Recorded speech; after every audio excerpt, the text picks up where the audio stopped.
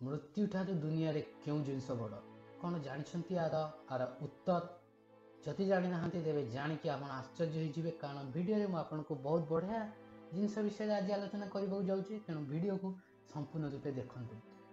पुराणा तिब्बतर एक कथा रही कि जे दुईटी पेचा गोटे गछ उपर आसी बसिले एवं गोटे पेचा ता मुहर गोटे साप को धरी रखी जहाँकि तार भोजन थिला सकाळर आहार पाइका।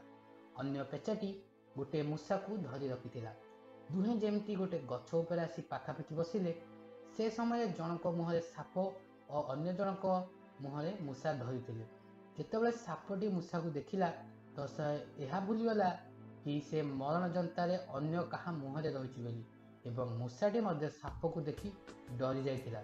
एमिति तो मरण मुहरे रही किंतु सापटी को देखि आहरी डरिबा को लागिला मूषाटी।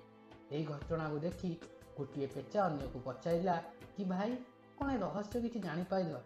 अन्यटी कहला हाँ जापारि।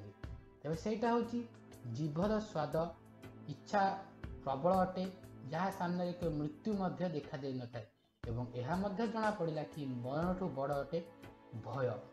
यार अर्थ आम मृत्यु को भय करें किंतु आम से ही मृत्यु को डरी था जहाँकि भयंकर होता है। आमर लोभ और स्वाद